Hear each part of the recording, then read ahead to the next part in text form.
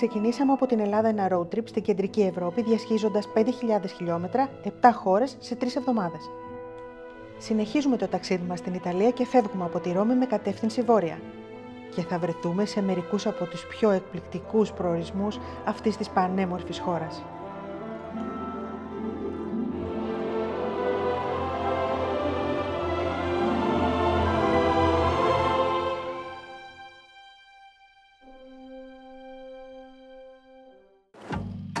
Για όσους δεν έχουν δει το πρώτο μας επεισόδιο, μπορείτε να το βρείτε στο κανάλι μας στο YouTube.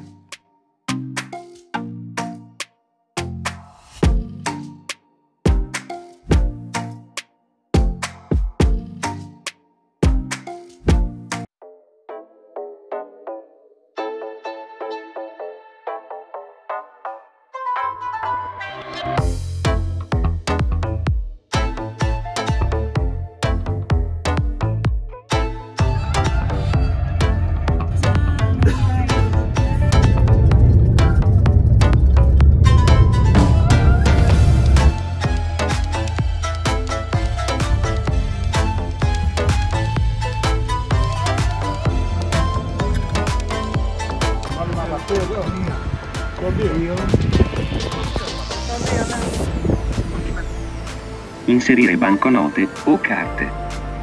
Insert cash or card. Enter the PIN code and press the green button. Operation in progress.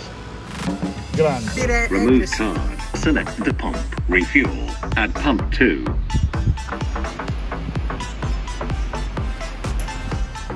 Άνθρωπος δεν υπάρχει στα βενζινάδικα. Άνθρωπος. Πάλι καλά που είχε και να επιλέξουμε αγγλικά.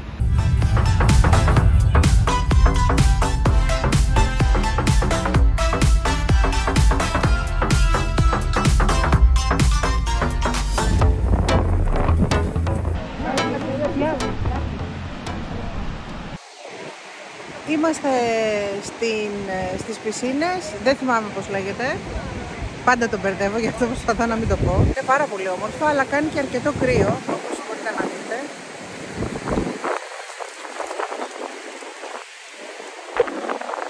Παρ' όλα αυτά, οι γενναίοι μπαίνουν μέσα.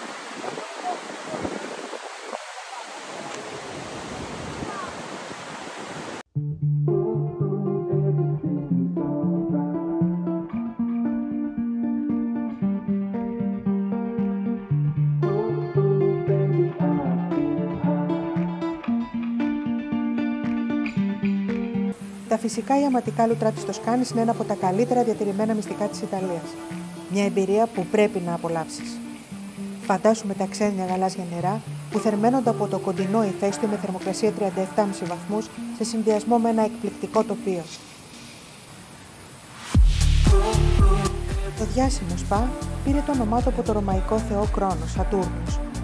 Ο θρύλος λέει ότι κουράστηκε από τους συνεχείς πολέμους των ανθρώπων και έστειλε ένα κεραυνό στη γη για να δημιουργήσει μια μαγική πηγή ζεστού θειούχου νερού που θα ηρεμούσε την ανθρωπότητα. Και εδώ το βλέπουμε στη πράξη. Ανθρώπους που προσπαθούν να βρουν την ηρεμία τους αλλά και την ισορροπία τους.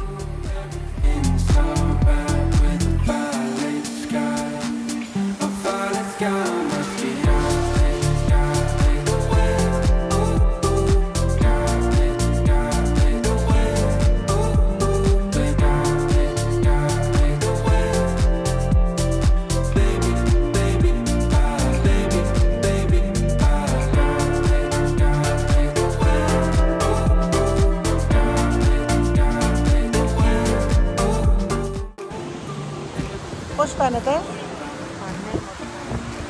Είναι πραγματικά πολύ όμορφο. Φυσάει όμως πάρα πολύ. Δυσκολευτήκαμε να σηκώσουμε το drone. Έχει κόσμο. Έχουν αυτά τα κατάλληλα παπούτσια για λιβέλια. Έτσι μαγιώθηκαν και εμείς. Αλλά δεν είχαμε που να αλλάξουμε εδώ κοντά. Κάνει κρύο για να δώσουμε περπατήσει από το μαγαζάκι μέχρι εδώ. Εδώ οι περισσότεροι αλλάζουν επί τόπου. Δεν είναι και πολύ εύκολο αυτό. Αλλά είναι πανέμορφο.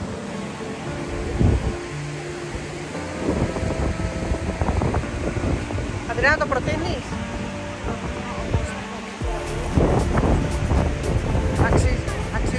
κάνανε τα θρησκευτικά τους.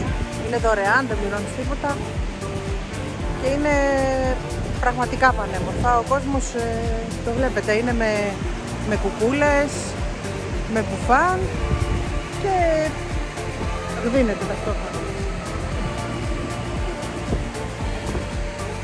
Δεν είμαι τόσο γενναία. Είσαι τόσο γενναία? Για να πω. Ναι. Και φαίνεται.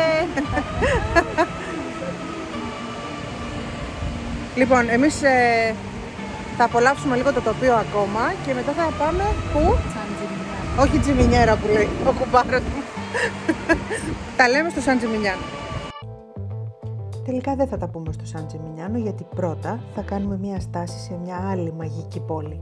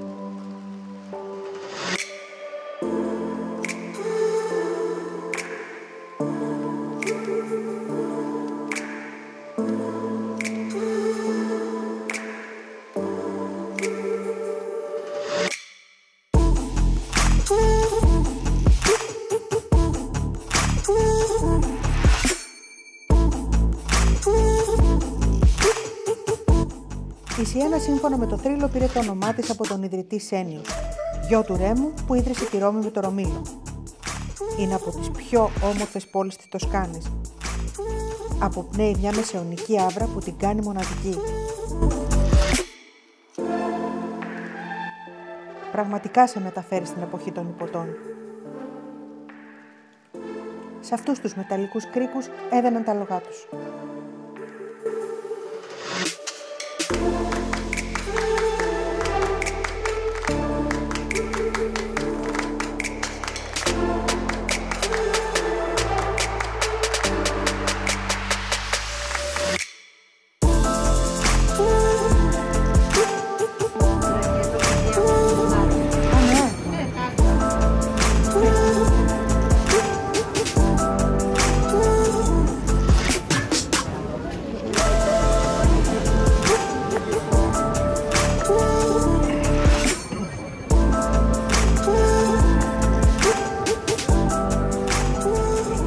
Τώρα.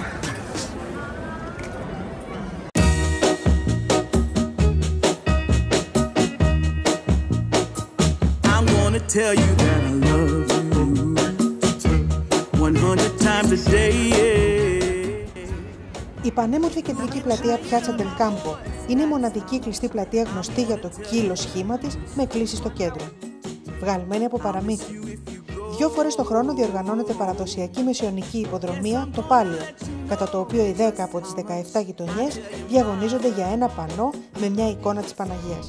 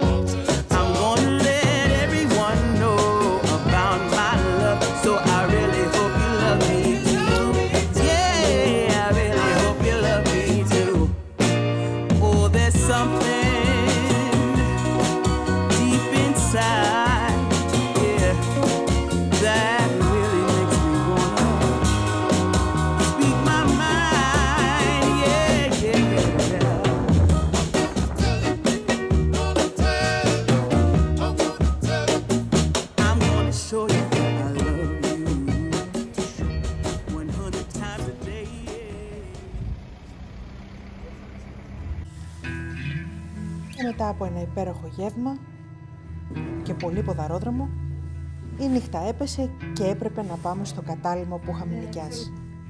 Και ήταν ένα υπέροχο αγροτόσπιτο.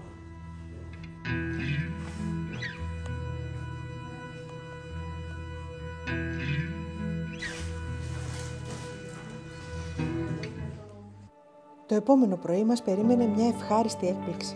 Αυτό το μοναδικό αγροτόσπιτο είχε μια καταπληκτική θέα στο πανέμορφο Σαν Τζιμινιάνο, στο οποίο θα πάμε ευθύς αμέσως. Κρίμα που δεν μπορούσαμε να κάτσουμε παραπάνω.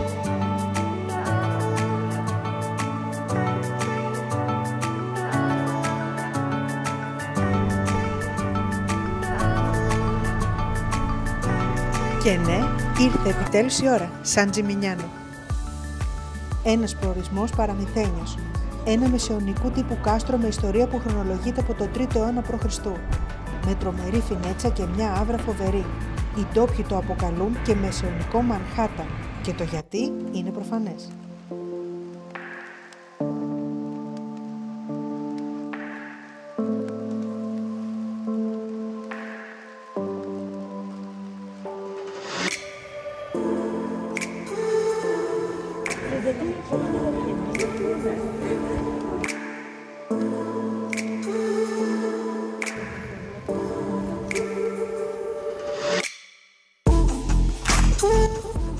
Όταν φτάνεις εδώ ξεκινά ένα ταξίδι στο χρόνο.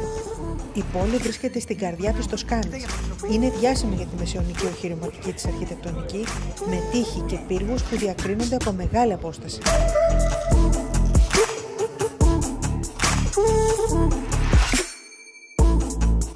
Ο μεγαλύτερος πύργος έχει ύψος 54 μέτρα και προσφέρει μοναδική θέα στην πόλη αλλά και στη γύρω περιοχή.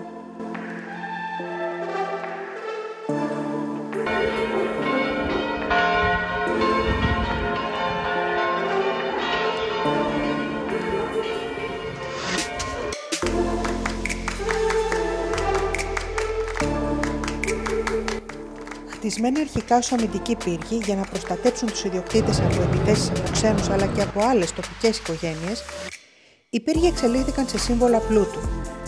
Η οικοδόμηση ενός μεγαλύτερου, καλύτερου πύργου από το γείτονα έγινε ένα είδος άτυπου αθλητισμού στην πόλη αυτή. Όσο πιο ψηλός ο πύργος, τόσο πιο μεγάλη επίδειξη πλούτου και εξουσίας. Όπως και να έχει, αυτή η πόλη είναι μέσα στην καρδιά μου.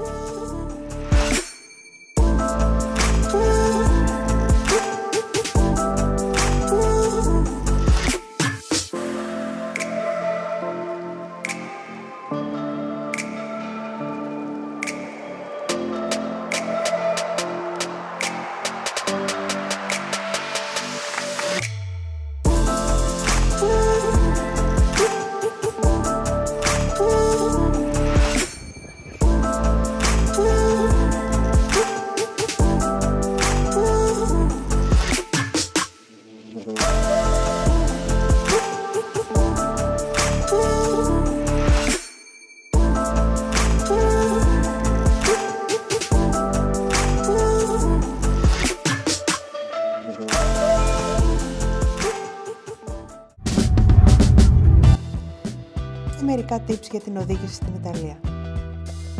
Έχουν διόδια όπως έχουμε και στην Ελλάδα. Ακολουθούμε αυστηρά τα όρια ταχύτητας γιατί καραδοκούν οι κλήσεις και έρχονται στο σπίτι ένα χρόνο μετά. Παρκάρουμε μόνο σε πάρκινγκ για να μην εμπλουτίσουμε τη συλλογή μας με τις κλήσεις.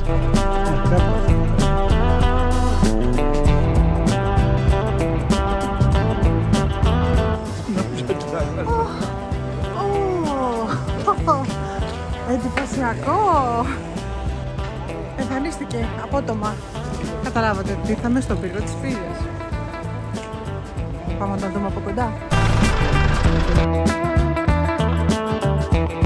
Αναμφίβολα η Πίζα είναι περισσότερο γνωστή ως το σπίτι του κεκλεμένου πύργου. Και όταν επισκέπτεστε αυτή την πόλη στην Τοσκάνη, είναι ένα ορόσημο που δεν πρέπει να χάσετε.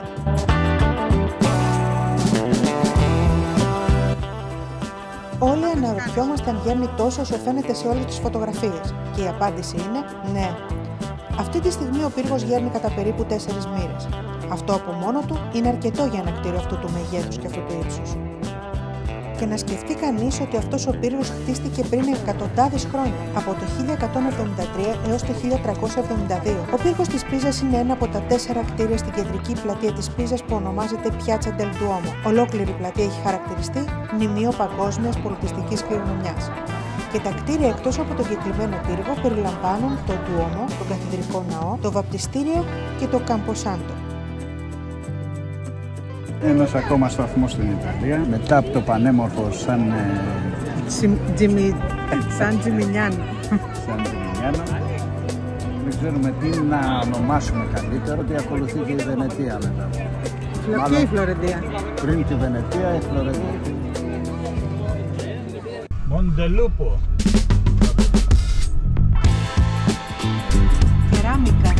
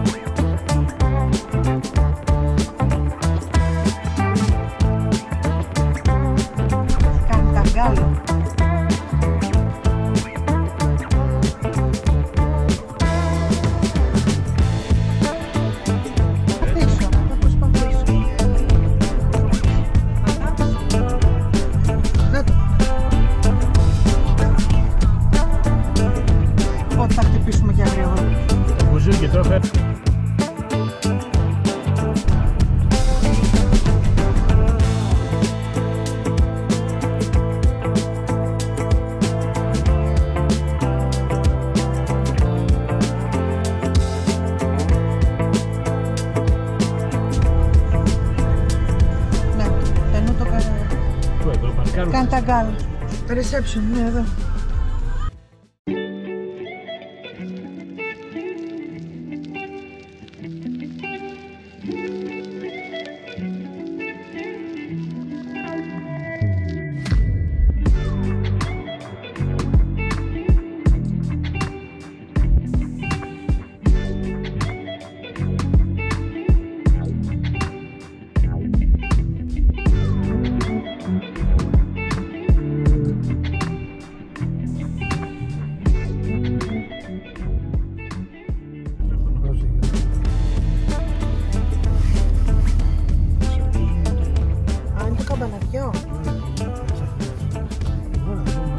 Αχ, παιδιά, τι ωραία. Δεν θα χωρέσουμε.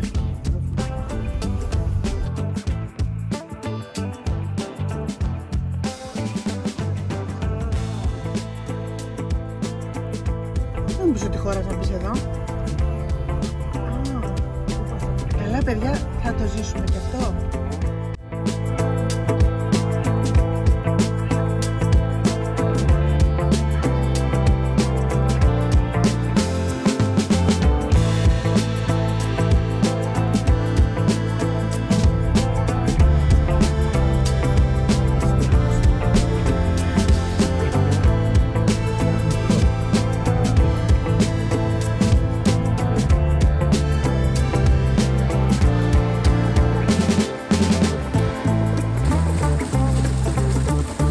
Φουλ στη ζωή, 6 ώρα το απόγευμα.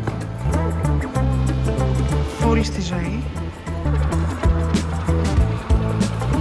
Ένα χωριό αφιερωμένο στην κεραμική τέχνη.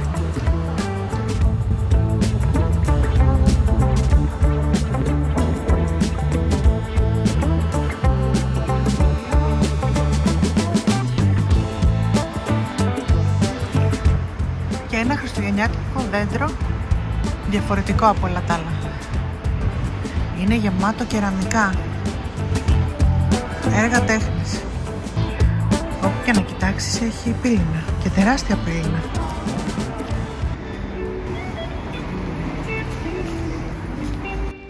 Όλες οι ταμπέλες είναι... Και μετά από τη βόλτα μας στο πολύ ήσυχο Μοντελούπο Φιωρεντίνο, επιστρέψαμε στο κατάλημα και όπως κάθε βράδυ αρχίσαμε να κάνουμε έρευνα για την επόμενη διανυκτέρευσή μας. Όλα καλά?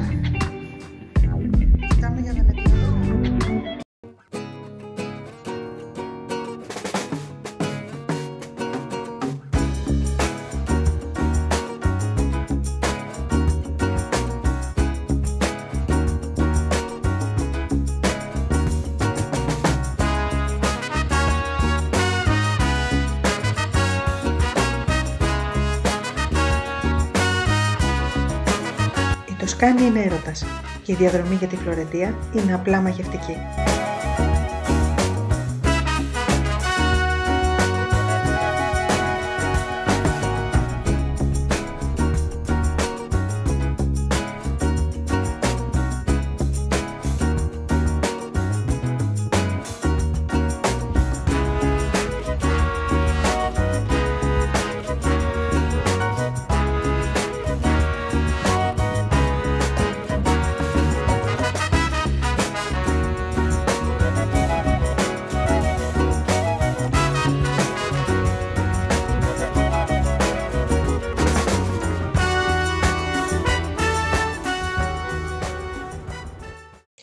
Η πολυβραβευμένη Φλωρεντία είναι ένα αξιοθέατο από μόνη της. Μια τυχαία βόλτα αρκεί για να οδηγηθείτε σε κτίρια και μνημεία επιβλητικής αρχιτεκτονικής. Ενώ το ιστορικό της κέντρο, ή αλλιώς το μεγαλείο της αναγέννησης, θα σας μεταφέρει σε μια άλλη εποχή μεγαλείου, πλούτου και άφθονης τέχνης. Εμείς το πρώτο που αντικρίσαμε είναι ένα τεράστιο πτηνό που μας έκανε τρομερή εντύπωση, αλλά και το μικρότερο αυτοκίνητο που έχουμε δει. Τι μάρκα είναι αυτό?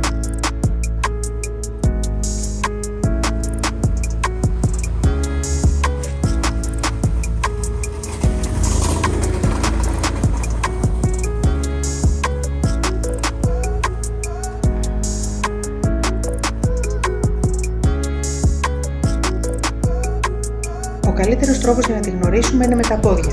Μικρές αποστάσεις και πέτρινοι μεσαιωνικοί δρόμοι μας προσκαλούν να δούμε όλα τα σημεία ενδιαφέροντος.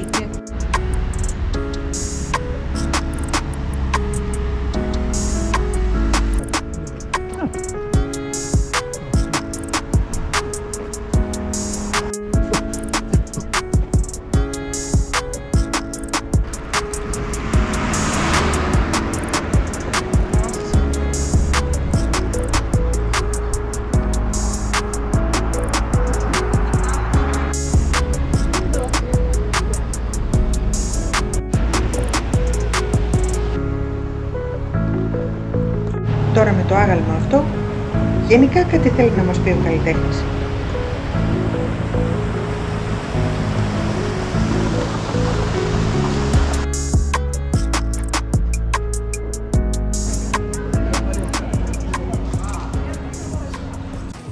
Scherzate stamattina, ci avete fame, eh?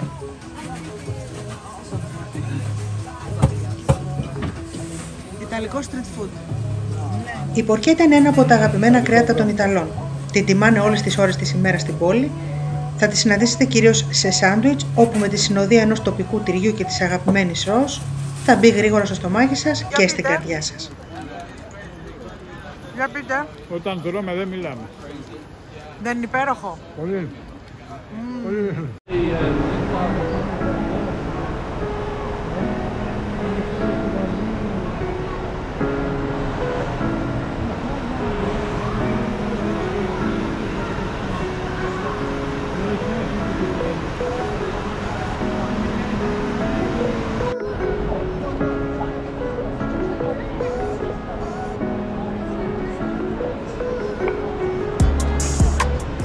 Το Παλάτσο Βέκιο ή αλλιώς Παλιό Παλάτι είναι το Δημαρχείο της Φλωρεντίας.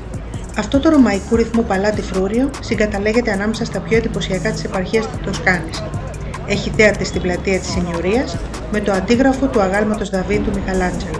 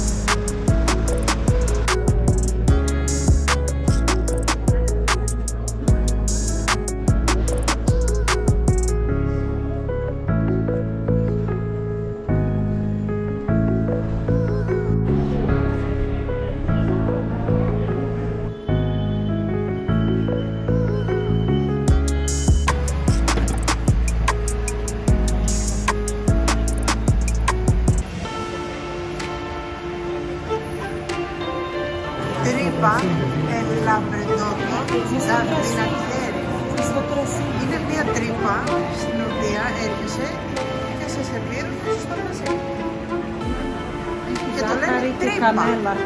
Καμία σχέση με την πραγματικότητα. Σερβίρι πατσά και πορκέτα.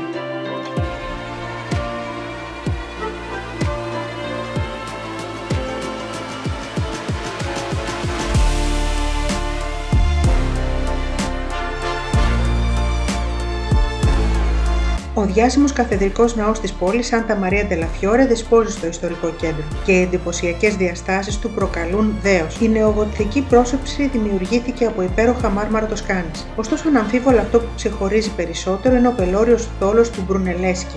Το καμπαναριό Καμπανίλε έχει ύψος 85 μέτρα και είναι κατά μόλις 6 μέτρα χαμηλότερο από το θόλο του καθεδρικού. Σχεδιάστηκε από τον αρχιτέκτονα Τζιότο το έτος 1334 και οι σχετικές εργασίες ολοκληρώθηκαν μετά από 25 ολόκληρα χρόνια, επιφέροντας ένα εντυπωσιακό αποτέλεσμα επενδεδημένο με λευκό ροζ και πράσινο μάρμαρο Τοσκάνης, όπως και η πρόσωψή του. Το πιο όμορφο κτίριο όμως είναι το βαπτιστήριο, εκεί που βαπτίστηκαν πολλοί διάσημοι και άσημοι κάτοικοι της πόλης. Αλλά και οι πύλες του Παραδείσου, οι ανατολικές θύρες που φιλοτεχνήθηκαν από χρυσό επί 21 χρόνια, αναπαραστώντας σκηνές από την Παλιά Διαθήκη.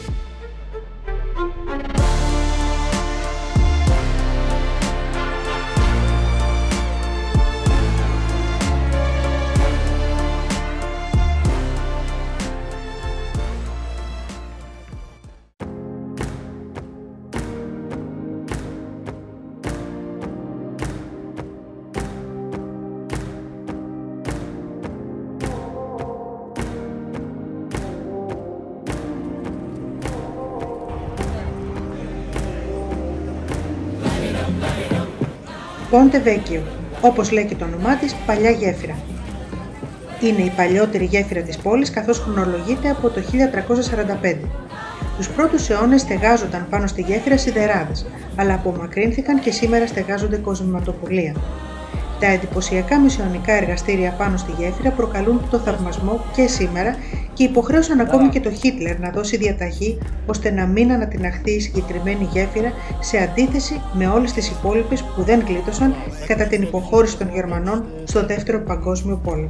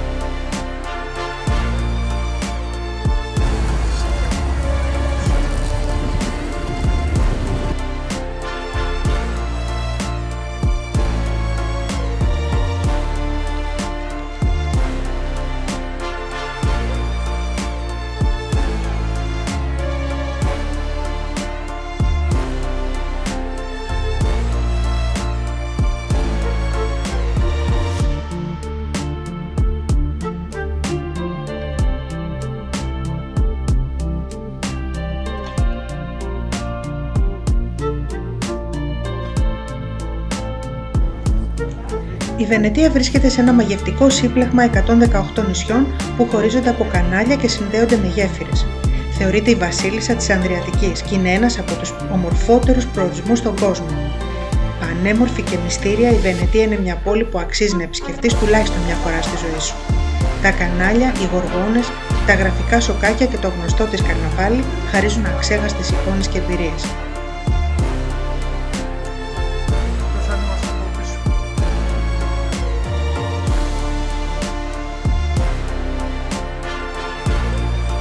Η Βενετία είναι μαγευτική και οι άνθρωποι πολύ ζεστοί. Και κάποιοι πάρα πολύ ζεστοί. Mamma mia, buono bene! Buono bene! Amico mio! Spani? Greco no!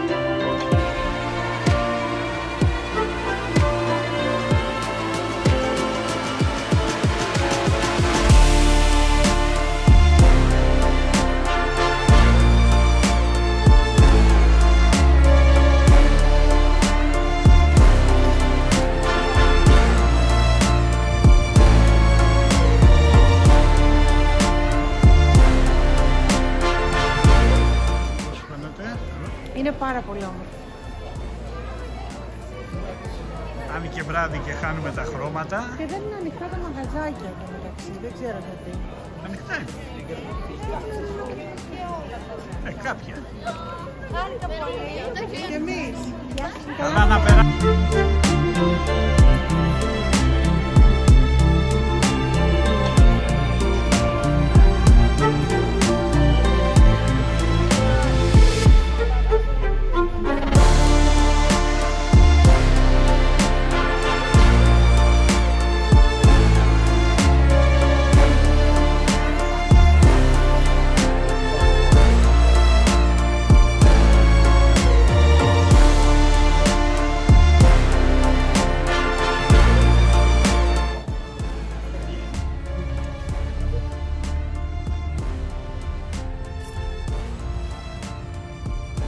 Σαν τεράσμο, ναι.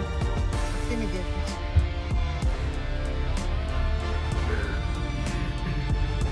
Όταν λέει να παρκάρουμε μπροστά του σπίτι, τι ακριβώς εννοούμε? Δυστυχώς, ο χρόνος που είχαμε στη Βενετία ήταν πολύ λίγος. Είχαμε μόνο μια μέρα για να τη δούμε. Σε ένα road trip σαν τον δικό μας, ο χρόνος είναι πολύτιμος, όταν θέλεις να επισκεφτείς τόσες διαφορετικές χώρες και τόσες διαφορετικές πόλεις. Για μας η Βενετία ήταν ο τελευταίος σταθμός στην Ιταλία. Αποχαιρετάμε την Ιταλία και ο επόμενος σταθμός είναι υπέροχος.